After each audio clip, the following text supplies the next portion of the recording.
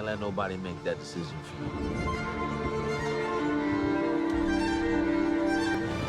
We all get there together, we don't get there at all.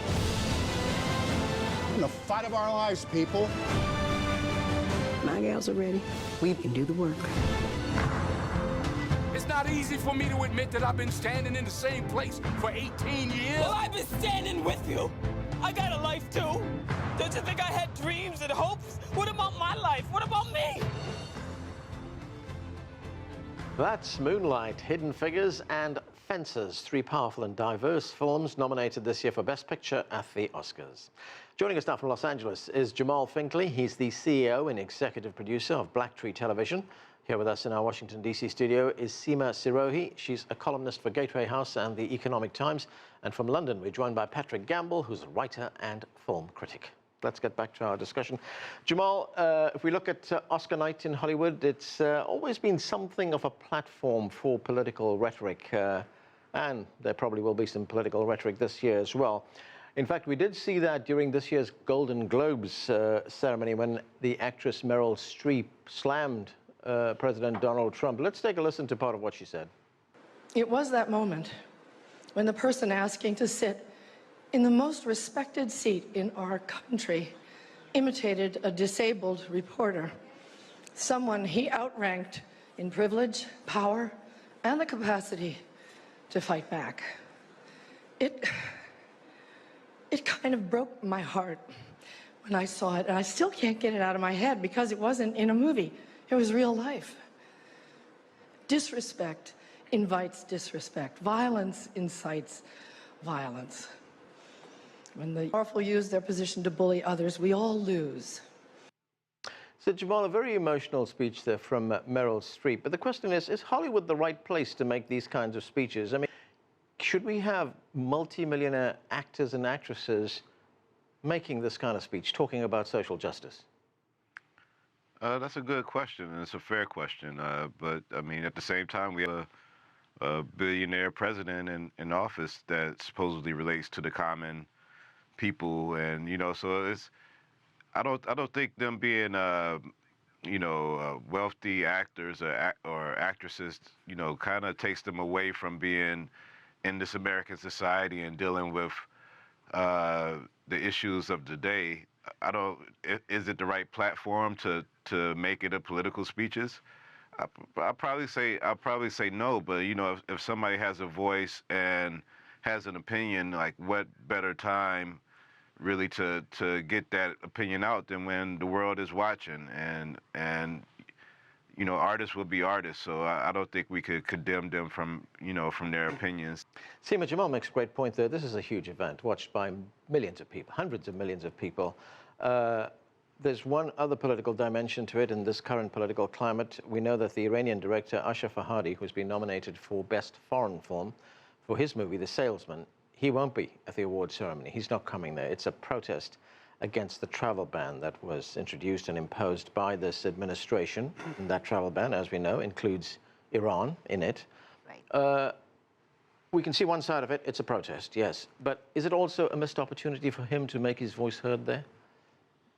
I think that's a tough one. Yeah. If I were in his boots, I would probably stay away too. I mean, he has to make a statement. The travel ban is so you know, sweeping and almost aimed at these countries that haven't had much to do with the problem they're being accused of, you know. And so it's very sad that he's one of my favorite directors. So, you know, he makes wonderful movies, and I wish he were coming, but I understand why he's not coming. Right. What do you think, Patrick? I mean, isn't this a good platform for these voices to be heard? They have this huge, diverse audience around the world, and they can make their views known. No, of course, I think so. I mean, all good art should act to provoke. You know, the best pieces of art hold up a mirror to society, and it's often those that kind of tap at that raw nerve of what's going on that are the ones that we look back on in years' time and think, you know, they were truly great pieces of art.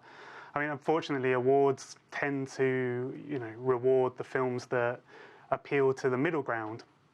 you know, the films that everyone likes but people don't necessarily love. But by all means, I mean, yeah, this is a perfect platform for people to voice their opinions, and why not? Jamaal, if we look at the movie industry, it's changing in so many ways. You know, at one time, it was just the big studios, you know, Paramount, 20th Century Fox, Sony. Those were the studios that produced movies. Now we have new players, people at Amazon, Netflix.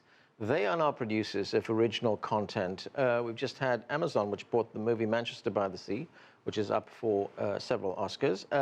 How does the entry of, you know, basically what are television streaming companies change the industry? Well, they've been a huge disruptor.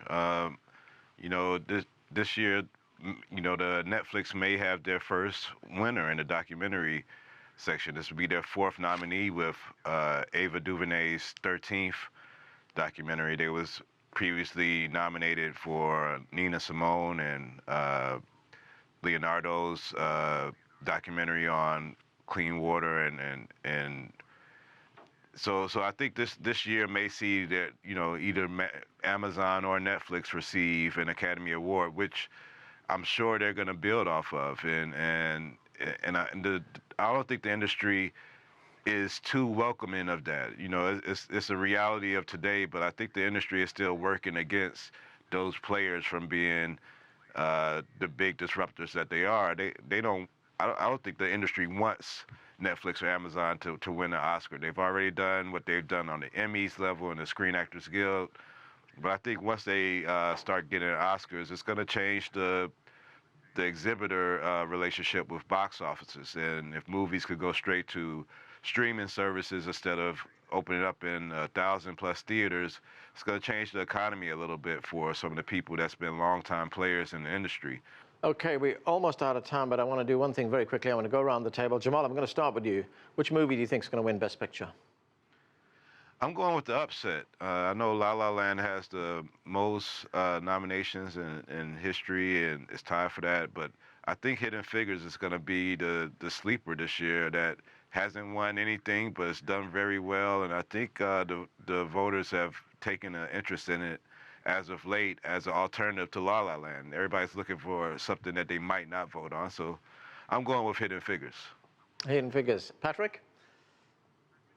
My heart says Moonlight, and I would really love it to win, but the Academy loves nostalgia, and a film like La La Land, I just can't see how it's not going to walk away with the top prize. Right. Seema, what do you think? I think Lion should win, and I hope La La Land doesn't, because this, you know, nostalgia is kind of boring. I watched the film, and I didn't think it was anything exceptional. I don't know what the fuss is about. Right.